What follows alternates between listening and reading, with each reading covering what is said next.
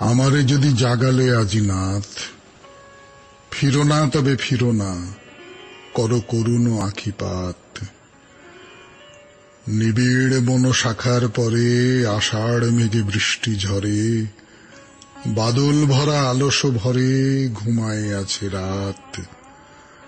ফিরো না তুমি ফিরো না, করো করুণ আখিপাত। বিরামহীন বিজুলি ঘাতে নিদ্রাহারা প্রাণ, বরষা জলধারার সাথে গাহিতে চাহে গান। হৃদয় মোর চোখের জলে বাহির হলো তিমির তলে, আকাশ খোঁজে ব্যাকুল বলে বাড়ায় দুই হাত। ফিরো না তুমি ফিরো না, করো করুণ আখিপাত। আপনাদের সৌমিত্র বসু তার কথা শুরু করছে আপনাদের অনুষ্ঠান শরণাগতে 92.7 বিগ এফএম এ।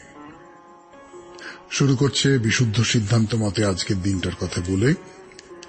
আজ বুধবার 26শে শ্রাবণ 1428, ইংরেজির 11ই আগস্ট 2021।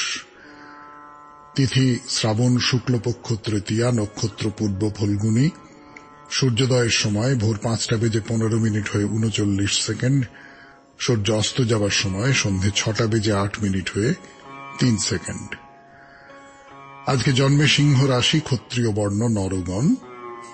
দিনের বেলা 3:23 গতে কন্যা রাশি, বৈশ্য বর্ণ, মতান্তরে শূদ্র বর্ণ। ব্রজ মহান্ত 108 স্বামী মনোহর দাস কাঠিয়া বাবাজি মহারাজের আবির্ভাব তিথি আজকে। অগ্নি শিশু বিপ্লবী ক্ষুদিরামের আত্মোৎসর্গ দিবস আজকে। তিনি প্রয়াত হন 1908 খ্রিস্টাব্দে।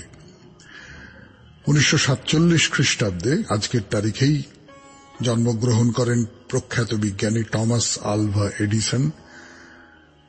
1882 খ্রিস্টাব্দে আজকের তারিখে জাতীয়তাবাদী নেতা পুরুষোত্তম দাস ট্যান্ডনের জন্ম হয়। প্রখ্যাত রবীন্দ্র গবেষক পুলিন বিহারী সেন জন্মগ্রহণ করেন আজকের তারিখে 1908 খ্রিস্টাব্দে। আমাদের হোয়াটসঅ্যাপে চিঠি পাঠাবার নাম্বার 9831922927। চিঠির গোড়ায় SG লিখতে হবে। আর আমাদের যে ফেসবুকটি আছে তার নাম শরণাগত সৌমিত্র, SHARANAGATA শরণাগত, SOUMITRA সৌমিত্র। প্রত্যেক সোম, বুধ এবং শুক্রবার রাত 9:30টার সময় আপনাদের এই সৌমিত্র বসু আপনাদের সামনে উপস্থিত থাকে একেবারে সশরীরে লাইভে। তবে বিশেষ কোনো কাজ পড়ে গেলে, দুর্যোগ ঘটে গেলে তার কথা আলাদা। সেই দিনটা আপনারা আপনাদের সৌমিত্র বসুকে মার্জনা করে দেন। তাহলে এইবার একটু গান শুনবো, গানের পর আজকের দিনটা তার বৈশিষ্ট্য নিয়ে কথা বলবো এবং বলবো আজকের অনুষ্ঠানে কি কি আছে। 92.7 বিগ এফএম এ শরণাগত শুনছেন, আমি আপনাদের সৌমিত্র বসু 92.7 বিগ এফএম এ। না, আজকের তারিখটা আমাদের দেশে কোনো বিশেষ তারিখ নয়, আমরা আজকের দিনটা পালন করি না কোনোভাবে, কিন্তু আমেরিকায় এই তারিখটার একটা আলাদা দাম আছে। সেই দামটা যে উপলক্ষে, সেই ব্যাপারটা আমার নিজের খুব পছন্দ হয়েছে, সেই জন্য আমি আপনাদের সামনে বলতে চাইছি। আজকের দিনটা হলো সন্তানদের দিন। আপনি ঠোঁট উল্টে বলতে পারেন সে আবার কি, বাবা মায়ের সব দিনই তো সন্তানের দিন। হ্যাঁ, তা তো বটেই, নিশ্চয়ই নিশ্চয়ই। কিন্তু সেইভাবে যদি ধরেন তাহলে আমরা যে দিনগুলো পালন করি, একটা বিশেষ দিনের কথা বলতে গিয়ে যা বলি, সেগুলো কি আর ওই একটা দিনেই পালন করবার? তবু কোনো একটা দিনকে যদি ঘোষণা করা যায় এই বলে যে সেদিনটা ছেলেটা বা মেয়েটাকে বিশেষ কিছু উপহার দিলেন, বা ধরুন আমার হঠাৎ মনে হলো এক্ষুনি তাকে সেদিন বাড়ির কর্তা করে দিলেন, সে যা বলবে সবাই তাই শুনবে, মানে যতটা শোনা সম্ভব। ভেবে দেখুন তার মধ্যে দিয়ে তাকে উচিত অনুচিত, কোনটা তুমি চাইতে পারো, কোনটা তুমি চাইতে পারো না, কোনটা করা নৈতিক, কোনটা অনৈতিক, যুক্তি দিয়ে শান্তভাবে বুঝিয়ে দেওয়াও যেতে পারে। মোট কথা দেখবেন দিনটা চমৎকার কাটবে। তাই কাটুক, আমরা নিজেদের বাড়ির মধ্যে এরকম তৈরি করতে পারি national sons and daughters day. এবারে অনুষ্ঠান সম্পর্কে বলি। অনুষ্ঠানে পুরাণ চিরন্তনে এবার জন্মেজয়ের সর্পযজ্ঞ, সেই সর্পযজ্ঞের কথা বলবো এবং সেই সর্পযজ্ঞ কি করে থামানো যেতে পারে তাই নিয়ে ভাবনা চিন্তা হচ্ছে, সেসব কথা বলবো আপনাদের। এরপর প্রণমী তোমারে, স্বামী বিবেকানন্দকে নিয়ে মন্মথনাথ গঙ্গোপাধ্যায়ের বলা যে গল্প, সেই গল্পের মধ্যে তার নানান অভিজ্ঞতার কথা, স্বামী বিবেকানন্দ আমেরিকায় তার নানান অভিজ্ঞতার কথা বলছেন তার গুরু ভাইদের, এবং সেসব কথা মনমত শুনে ফেলছেন এবং সেই কথাগুলো জানাচ্ছেন আমাদের। তারপরে হেমহাজীবনে এর আগের দিন যার কথা বলেছিলাম, সঙ্গীত বিশারদ বলতে পারি, সঙ্গীতের তাত্ত্বিক মানুষ বলতে পারি, সঙ্গীতের ইতিহাস রচয়িতা বলতে পারি, এরকম যে কোনো কিছু বলতে পারি, তার নামটা বলবো আজকে। এবং তারপরে বলবো নতুন একজনের কথা। চিঠিপত্র, আপনারা চিঠি লিখেছেন, খুব চমৎকার সব চিঠি আসছে, তাই নিয়ে বিগ এফএম এর অন্যরা বেশ হিংসে করেন আমাকে। তো সেই চিঠিপত্রের উত্তর দেবো, সেই চিঠিপত্র পড়ব এবং তারপর বাইরে দূরেতে এই সুচিন্দ্রাম মন্দির, তার কথা বলবো আপনাদের। 92.7 বিগ এফএম এ শরণাগত অনুষ্ঠানে এবার তাহলে পুরাণ চিরন্তন, কিন্তু তার আগে তো গান শুনে দিতে হবে। চিরন্তন শুরু করছি 92.7 বিগ এফএম এ শরণাগত অনুষ্ঠানে। যে সাপেরা জন্মেজয়ের বাবা পরীক্ষিতকে হত্যা করেছিল, এবং স্বীকার করতেই হবে খানিকটা অন্যায় চোরাগুপ্তা পথেই হত্যা করেছিল, এবার জন্মেজয় তার প্রতিশোধ নেবেন বলে ঠিক করলেন। কিভাবে নেওয়া হবে সেই প্রতিশোধ? পুরোহিতেরা কি পরামর্শ দেন? মন্ত্রীরা, তারা সবাই বললেন, মহারাজ আপনি সর্পযজ্ঞ করুন। সর্পযজ্ঞে যেই না সর্পমন্ত্র পড়া হবে, অমনি যেখানে যত সাপ আছে সবাই এসে যজ্ঞের আগুনের মধ্যে পড়বে, পুড়ে মরে যাবে সব। এই হলো প্রতিশোধ নেবার সবচেয়ে ভালো উপায়। বেশ, তবে তাই হোক। যজ্ঞের সব ব্যবস্থা করা হলো। যজ্ঞে তো 4টি বেদ অনুসারে মন্ত্র পাঠ করা হবে। যারা পাঠ করবেন তাদের বলা হচ্ছে হোতা। ঋগ্বেদের হোতা হলেন মহর্ষি চবন, মহর্ষি কৌৎস হলেন সামবেদের, জৈমিনী আর সাংরব হলেন অথর্ববেদের পুরোহিত, আর মহর্ষি পিঙ্গল হলেন যজুর্বেদের পুরোহিত। শুরু হলো সেই বিশাল সর্পযজ্ঞ। যা ভাবা গিয়েছিল তাই, পুরোহিত মন্ত্র পড়ছেন আর কোথা না কোথা থেকে দলে দলে সাপ এসে ঝাঁপিয়ে পড়ছে আগুনে। আর জন্মেজয় আগুন রাঙা চোখে তাই দেখছেন আর মনে মনে বলছেন, প্রতিশোধ, পিতৃহত্যার প্রতিশোধ। এদিকে আপনারা তো জানেন যে বাসুকি নাগ হলেন সাপেদের প্রধান। দলে দলে সাপ মারা যাচ্ছে, কি হচ্ছে? এর হাত থেকে বেচারি সাপেদের বাঁচাবার কোনো উপায় নেই। তিনি ছুটে গেলেন জরৎকারুর পুত্র আস্তিকের কাছে। আস্তিক, সাপেদের বংশ তো ধ্বংস হতে চলল, তুমি কিছু একটা উপায় করো। আস্তিক বলেন, উপায় তো একটাই, যে করে হোক এই যজ্ঞ বন্ধ করতে হবে। তাই করো। বেশ, আমি মহারাজ জন্মেজয়ের কাছে যাই, দেখি তিনি কি বলেন।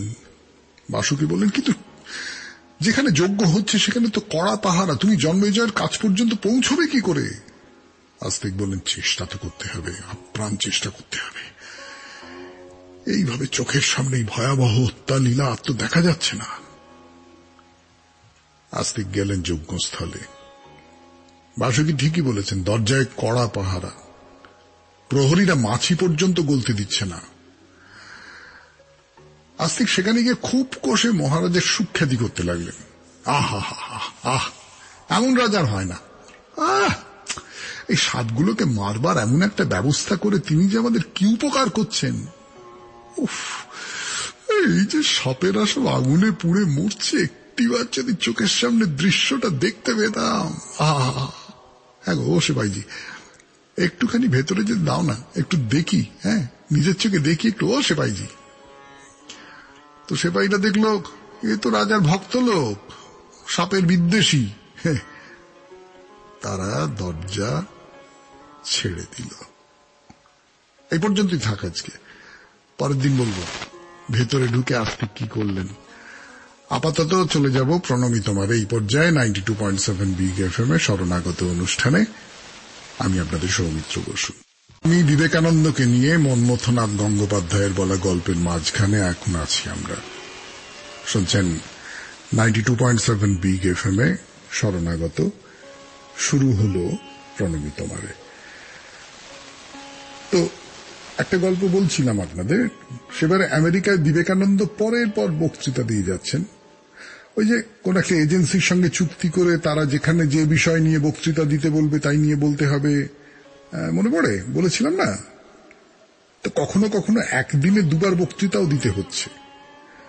তো এইবার মনে হচ্ছে আর নতুন কিছু বলবার নেই।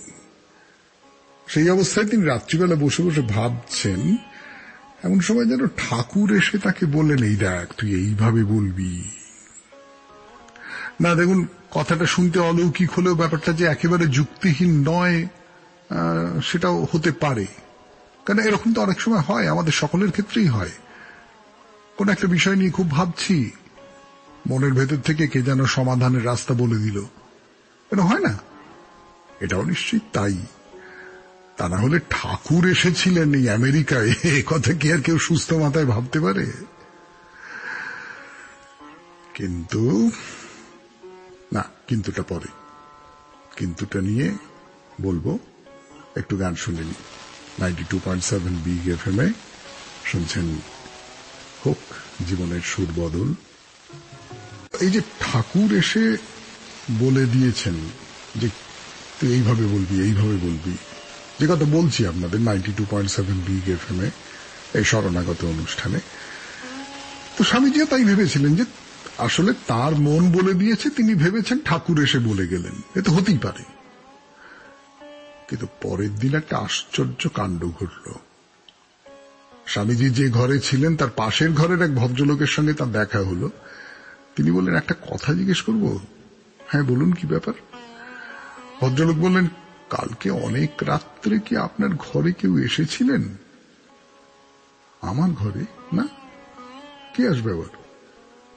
ভদ্রলোক কিন্তু কিন্তু মুখ করে বললেন, না তা ঠিক, কিন্তু আসলে আমি স্পষ্ট শুনলাম কেউ একজন আপনার সঙ্গে কথা বলছেন, আর সেটা কি ভাষা তা তো আমি বুঝতে পারলাম না। মানেটা বুঝলেন? সত্যি সত্যি ঠাকুর এসেছিলেন স্বামীজির কাছে, সত্যিই তিনি নির্দেশ দিয়ে গেছেন তার শিষ্যকে। তার গলার আওয়াজ শোনা গেছে পাশের ঘর থেকে। যেহেতু বাংলায় নির্দেশ দিয়েছেন তাই পাশের ঘরের ভদ্রলোক সে কথা বুঝতেই পারেননি। এইসব কথা স্বামীজি বলে চলেছেন তার গুরু ভাইদের। ওখানকার মানুষ তাকে একদিন বলল যে তুমি তোমার গুরুকে নিয়ে একদিন বক্তৃতা দাও। স্বামীজি দিলেন। দিতে গিয়ে স্বামীজি বিশেষ করে যে কথাটা বললেন সেটা হলো, ঠাকুর সোনারূপো তো দূরের কথা, তামার পয়সা পর্যন্ত ছুঁতে পারতেন না, তার হাত বেঁকে যেত, সেটা আমরা সবাই জানি। কিন্তু এটা কি ভেবে দেখেছি যে বাসনাকে কতখানি ভেতর থেকে নির্মূল করতে পারলে শরীর পর্যন্ত তাকে গ্রহণ করতে অস্বীকার করে? তার জলজান্ত উদাহরণের কথা শুনে আমেরিকাবাসীর কি হয়েছিল তা অবশ্য আমি জানি না। তো এইসব নিয়ে যখন কথাটা হচ্ছে তখন ওই যারা শুনছেন তার গুরু ভাই সকলেই, তারা কেউ কেউ বললেন যে তুমি ঠাকুরের একটা জীবনী দেখো না কেন? তুমি এত কাছ থেকে তাকে দেখেছো, এত ভালোবাসা পেয়েছো। সত্যি ঠাকুরের তো একটা পাগলের মতো ভালোবাসা ছিল তার নরেনের ওপর। মানে কটা দিন না দেখলে মনে হতো বুকের মধ্যে কে যেন গামছা নিংড়োচ্ছে। এটা ঠাকুরের কথা কিন্তু। ফলে তুমি অনেক ভালো করে লিখতে পারবে, তুমি লেখো না। শুনে তো স্বামীজি একেবারে লাফ দিয়ে উঠলেন, বললেন, উয়ে বাপরে, কি বলছিস কি তোরা, খেপেছিস নাকি?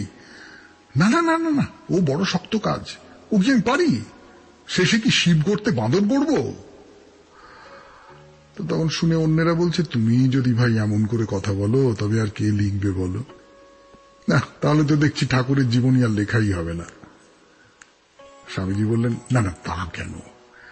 ঠাকুরের ইচ্ছে হলে দেখবি তিনি ঠিক তার জীবনী কাউকে দিয়ে লিখিয়ে নেবেন। না, সে তো লিখিয়ে নিয়েছেন, আমরা খুব চমৎকার জীবনী পেয়েছি। কিন্তু একবার ভাবুন তো, স্বামী বিবেকানন্দ লিখছেন ঠাকুর রামকৃষ্ণের জীবন কথা। কি একটা কাণ্ড হতে পারত। শেষ হলো প্রণমী তোমারে। এরপর হে মহাজীবন প্রথম পর্ব। গতদিনে যে মহাজীবনের কথা বলেছিলাম তার নামটা বলবো আজকে, তারপর নতুন একজন মহাজীবনের কথা। শুনছেন শরণাগত 92.7 বিগ এফএম। আমি আপনাদের সৌমিত্র বসু। ভারতীয় ধ্রুপদী সঙ্গীত শিক্ষার পদ্ধতি কি হবে, এই নিয়ে গোটা ভারত ঢুঁড়ে তল্লাশ করে তার একটা গ্রহণযোগ্য রূপ বার করবার চেষ্টা কেমন করে করেছিলেন তিনি, গতদিনে সে কথা খুব ছোট করে আপনাদের শুনিয়েছি।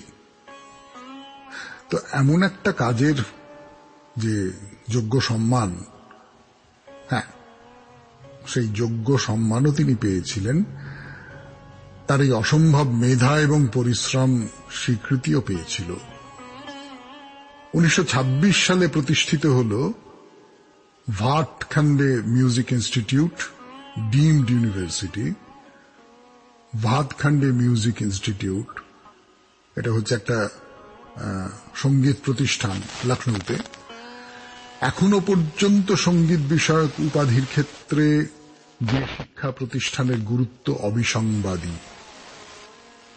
তেমন একজন মহান গবেষক, যিনি আমাদের মহান উচ্চাঙ্গ সঙ্গীত নিয়ে এতখানি গবেষণা করে গেছেন, তাকে তো মহাজীবন বলতেই হবে। এই মহাজীবনের নাম আপনারা সবাই জানেন, যারা উচ্চাঙ্গ সঙ্গীতের সঙ্গে যুক্ত তারা তো জানেনই, আর যারা ততটা যুক্ত নন তারাও অন্তত এই সঙ্গীত শিক্ষা কেন্দ্রটার কথা জানেন।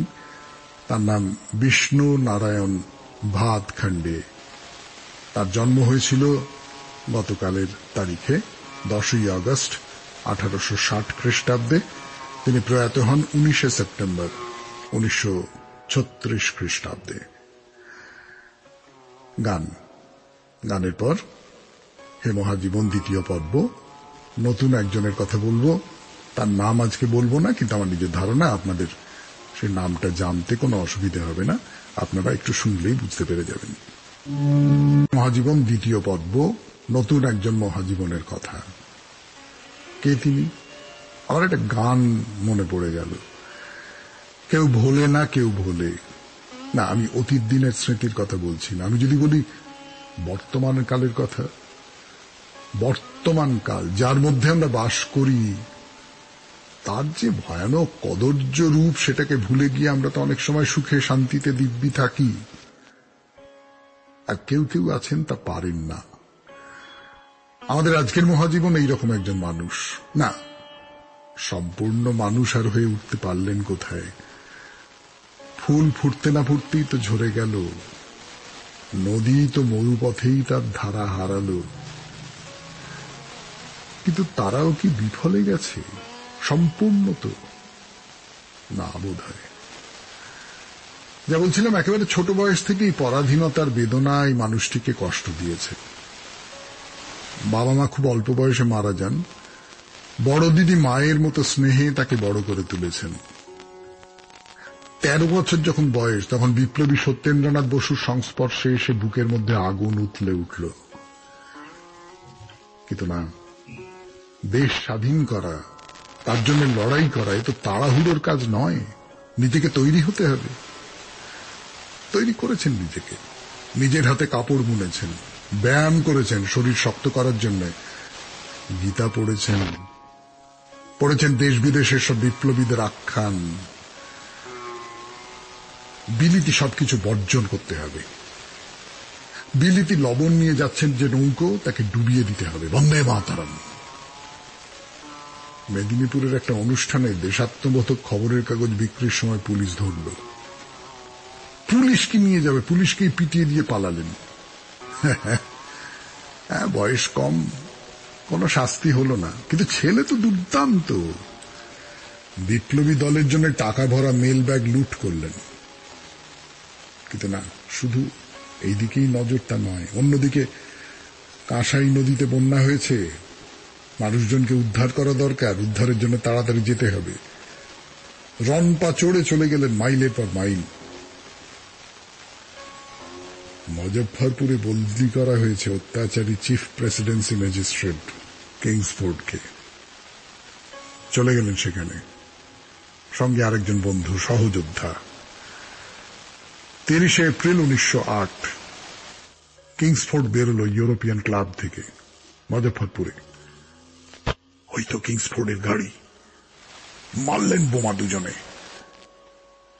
কিন্তু সেটা কিংসফোর্ডের গাড়ি ছিল না, সে গাড়িতে ছিলেন দুজন ইংরেজ মহিলা, নিরপরাধ। দুজনেই মারা গেলেন। যে দুজন বোমা মেরেছিল তারা পালালো। পালিয়ে কোথায় যাবেন? দুজনেই ধরা পড়লেন, বিচার হলো। বিচার আর কি, ইংরেজকে হত্যা করা হয়েছিল কিংসফোর্ডের মতো মানুষকে হত্যা করার। এর শাস্তি ফাঁসি ছাড়া আর কি। শোনানো হলো ফাঁসির আদেশ। 19 বছরের ছেলে হাসি মুখে বলল, আমি মৃত্যুকে ভয় পাই না। ঠিকই তো, মরণে মরণে তো অনেক প্রভেদ আছে না। আমার আপনার সাধারণ মৃত্যু কি আর এই মহাজীবনের মৃত্যুর নাগাল পেতে পারে? শেষ হল হে মহাজীবন। এরপর আপনাদের চিঠিপত্রের উত্তর দেব গানের পর। 92.7 বিগ এফএম-এ শরণাগত শুনছেন আপনারা। 92.7 বিগ এফএম-এ শরণাগত অনুষ্ঠানে চিঠি পড়তে বসেছি আমি, আপনাদের সৌমিত্র বসু। শরণাগতের আসরে আমার প্রথম পদার্পণ। স্বাগত স্বাগত স্বাগত। যদিও গত 3 বছর ধরে আপনি ও আসরের বন্ধুরা প্রতিদিন একই মুগ্ধতা দিয়ে আমার দিনটি ভরিয়ে তোলেন, আমার তরফ থেকে যোগাযোগ এই প্রথম। এত দেরি করলেন কেন? দূরদেশে একজনের যক্ষা হয়েছে, সে কার কাছে যেন মায়ের কথা শুনেছে কিন্তু চোখে দেখেনি। ইচ্ছা ছিল শ্রী শ্রী মাকে দর্শন করার, অথচ রোগের জন্য যেতে পারছে না। যক্ষা তখনকার দিনে দুরারোগ্য ব্যাধি, তাই সে আর বাঁচবে না ধরেই নিয়েছে। একদিন আক্ষেপ জানিয়ে মাকে পত্র লিখেছে যে এই জীবনে আর শ্রী শ্রী মার শ্রীচরণ বোধহয় দর্শন হল না। চিঠি শোনা শেষ হলে মা একজন ব্রহ্মচারীকে ডেকে প্রশ্ন করলেন, তোমার কাছে আমার একখানা ছবি আছে না? ব্রহ্মচারী বললেন, হ্যাঁ আছে, তবে সেটা একজন ভক্তকে দেব বলে রেখে দিয়েছি। মা বললেন, তাকে পরে দেওয়া যাবে, ছবিখানা তুমি একে মানে সেই রোগীকে পাঠিয়ে দাও। তারপর সেবককে বললেন, ওই ছেলেটিকে আমার এই ছবিখানা আর 1 বছরের উদ্বোধন পত্রিকা পাঠিয়ে দাও, আর লিখে দাও, তোমার চিঠিতে অসুখের খবর পেয়ে আমার খুব দুঃখ হয়েছে, আমার একটি ছবি আর উদ্বোধন পত্রিকা পাঠালাম, তোমার কাছে যাওয়া সম্ভব হলে আমি নিজেই যেতাম, বইগুলো পড়বে আর আমার ছবির দিকে তাকিয়ে আমার কথা ভাববে, মনে মনে জানবে এটা ছবি নয়, আমি নিজেই তোমার কাছে উপস্থিত আছি। ঠাকুরের কাছে প্রার্থনা জানাই, তুমি তার কৃপায় নিশ্চয় আরোগ্য লাভ করবে। কিছুদিন পরে খবর পাওয়া গেল ছেলেটি সত্যিই আরোগ্য লাভ করেছে। ছেলেটি পরে শ্রী শ্রী মাকে দর্শন ও প্রণাম করতে এসেছিল। প্রসঙ্গত উল্লেখ করা যায়, উদ্বোধন পত্রিকার প্রতি শ্রীমায়ের ভালোবাসা ও আশীর্বাদ কতখানি ছিল তা এর থেকেই অনুমান করা যায়। এই ঘটনা থেকে বুঝতে পারা যায় শ্রী শ্রী মায়ের স্নেহের মধ্যে কোনো নিকট দূর ছিল না, চেনা অচেনা ছিল না, তার স্নেহ ছিল সার্বজনীন। প্রণাম মা। এই ভারী সুন্দর চিঠিটি কে লিখেছেন তিনি তার নাম লিখতে ভুলে গেছেন। আমাদের খুব আফসোস হচ্ছে, নামটা ভুলতে পারলাম না। এরপরে যখন চিঠি লিখবেন তখন অনুগ্রহ করে নামটাও লিখবেন, কেমন? পরের চিঠি। স্নেহের সৌমিত্র ভাই, আপনার আহ্বানে লিখছি এক সফলতার কাহিনী। 2018 সালে আমার দেখার সুযোগ হয়েছিল জাপানের হিরোশিমায় বোমা পড়ার স্থান, যেখানে এখন গড়ে উঠেছে ধ্বংসলীলার ভিডিও ছবিতে ভরা গ্যালারি সহ মিউজিয়াম। মানব সভ্যতার প্রযুক্তির কলঙ্কিত ধ্বংসলীলার চিত্র দেখতে দেখতে শিহরিত হয়েছিলাম। একটা জাতি কতটা ইচ্ছা শক্তির জোরে ঘুরে দাঁড়াতে পারে তার নিদর্শন ছড়িয়ে আছে জাপানের সর্বত্র। মুগ্ধ হয়েছিলাম। এরকম কাহিনী আমার আপনার জানা আছে অনেক দেশের অনেক মানুষের জীবনের পাটে পাটে।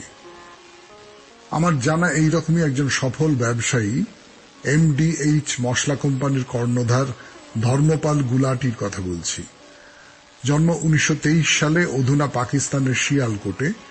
চরম দারিদ্র্যের কারণে পড়াশোনায় ইতি 5ম শ্রেণীতে। পিতা চুনিলাল গুলাটির মশলার ব্যবসার সাহায্যের জন্য পাড়ি দেন দিল্লিতে, কিন্তু মন বসেনি। ধান, কাপড়, সাবান ইত্যাদি ব্যবসা পাল্টাতে থাকলেও সফলতা আসেনি। ফিরে আসেন মশলার ব্যবসায়, কিন্তু দুর্ভাগ্য দেশ বিভাগ। হাল না ছেড়ে বাবার শেখানো পদ্ধতিতে MDH নামে মশলার ব্যবসা শুরু করেন। ধীরে ধীরে মশলার সুখ্যাতি ছড়িয়ে পড়ে। 1953 সালে করলবাগে দ্বিতীয় দোকান, 6 বছর পরে কীর্তনগরীতে বড় জায়গায় মশলা উৎপাদনের কারখানা। বড় সংসারের দায়িত্ব সামলে ধর্মপালজির অদম্য ইচ্ছাশক্তি ও ধনুক ভাঙা পণকে সঙ্গী করে মশলার নাম বিশ্বের বিভিন্ন দেশে ছড়িয়ে দিতে পেরেছেন। প্রতিদিন 30 টন মশলা, 62 রকমের প্রোডাক্ট বিক্রি করে 150টি প্যাকেজিং এর মাধ্যমে।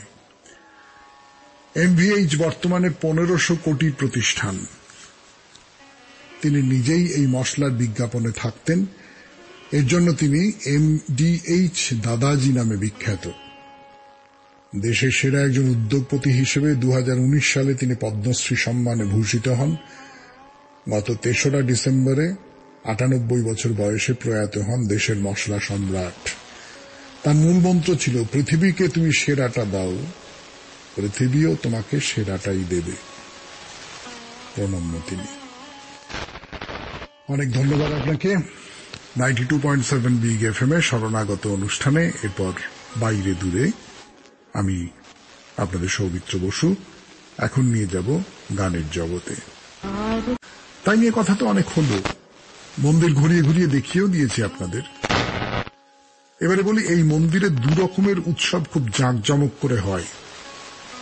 যদি ডিসেম্বর নাগাদ যান তাহলে অবশ্যই দেখে আসবেন মার্গাজি উৎসব। ডিসেম্বরের 11 থেকে 20 পর্যন্ত এই মন্দিরে চলে এই উৎসব। তার মধ্যে 19 তারিখটা নির্দিষ্ট আছে রথশোভাম উৎসব, তার জন্য মানে রথের উৎসব। তার কথা বলবো, তার আগে বলি এই যে উৎসবটা, এই মার্গাজি উৎসবটা মন্দিরের খুব বড় উৎসব। বহু দূর দূর থেকে মানুষজন আসেন এটা দেখতে। খুব সুন্দর করে মন্দিরটা সাজানো হয় এই সময়, কিন্তু সমস্তটাই খুব প্রথাগতভাবে সাজানো, ফুল, পাতা, প্রদীপ এইসব দিয়ে। বাইরের চাকচিক্য কিচ্ছু। ফিরে আসছি গানের পর। আরো কথা বলবো এই মন্দির নিয়ে, উৎসব নিয়ে 92.7 বিগ FM এ শরণাগত অনুষ্ঠানে। এই শব্দটা বললাম আপনাদের, মার্গাজি উৎসবের কথা বলছি, কিন্তু শব্দটা এসেছে তামিল থেকে। একে বলতে পারেন ঋতুর উৎসব। মূল কথাটা হলো মার্গশীর্ষ। মার্গশীর্ষ থেকে মার্গাজি। মার্গশীর্ষ মানে হচ্ছে যে মাসে পূর্ণিমা মৃগশিরা লক্ষণযুক্ত, অর্থাৎ সোজা কথায় অগ্রহায়ণ মাস। অগ্রহায়ণ মাসকে মঙ্গলজনক বলা হয়। তার কারণটা তো আপনারা সকলেই আন্দাজ করতে পারেন। আমি বরং বুদ্ধদেব বসুর প্রথম পার্থ নাটক থেকে পড়ে শোনাই অগ্রহায়ণ মাসের কথা। মঙ্গল মাস অগ্রহায়ণ, শীত নেই, গ্রীষ্ম নেই, ঋতু প্রসন্ন, সুখস্পর্শ বায়ু, শস্যপূর্ণ বসুন্ধরা, সোনালি ধানে সোনালি রোদ বিশ্রান্ত। তাহলে এই ঋতুর একটা বর্ণনা পাওয়া গেল। প্রকৃতির এই যে শান্ত রূপ, উৎসবের মধ্যে দিয়ে তাকে বরণ করে নেবার জন্য এই মার্গজি উৎসব। আমার একটা কথা মনে হয়, পণ্ডিতেরা যদি মাফ করে দেন তাহলে স্পর্ধা করে বলতে পারি, এই উৎসবের শেষ দিনের আগের দিন এখানে যে রথের উৎসব হয় তার কারণটা কি? একটা কারণের কথা মনে হচ্ছে আমার, এই অগ্রহায়ণ মাসেই কিন্তু কুরুক্ষেত্র যুদ্ধ হয়েছিল। রথের যাত্রা কি কোথাও সেই স্মৃতিকে উস্কে দিচ্ছে? জানি না। এই মার্গশীর্ষ মাস শুরু হয় মোটামুটি নভেম্বর মাসের শেষের দিকে, 26 তারিখ নাগাদ থেকে। এই সময়টি হলো নিজের আধ্যাত্মিকতার বোধকে জাগিয়ে তোলবার সময়। সেটা ভজন পূজন হতে পারে, তপস্যা হতে পারে, ব্রত পালন করা হতে পারে। এই যে 10 দিনের উৎসব, সব সময় সেটা শেষ হয় এই মার্গশীর্ষ মাসের পূর্ণিমায়।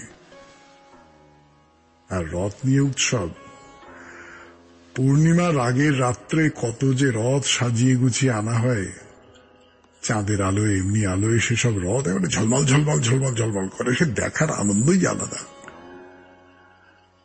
বাকি থাকলো এই সুচিন্দ্র মন্দিরের আর একটা উৎসব, তার কথা বলি। সে উৎসব হয় এপ্রিল মে মাসে, তার নাম চিত্থিরাই উৎসব। শুরু হয় 5ই মে থেকে, চলে 14ই মে পর্যন্ত। চিত্থিরাই হলো তামিল ক্যালেন্ডারের প্রথম মাস, মানে আমাদের বৈশাখ মাসের মতন আর কি। তো আমাদের যেটা নববর্ষ, ওদের সেটা চিত্থিরাই। সকালবেলা 6:30টার সময় মন্দিরের যে ধ্বজা সেইটা উত্তোলন করা হয়। সারাদিন ধরে চলে নানান রকম পূজা পাঠ ইত্যাদি আর কি। আচ্ছা, সত্যি সত্যি কি আর সুচিন্দ্রাম মন্দিরকে আপনাদের চোখের সামনে ধরে দিতে পারল আপনাদের সৌমিত্র বসু? সেটা খুব ভালো করে জানে তা সম্ভব নয়।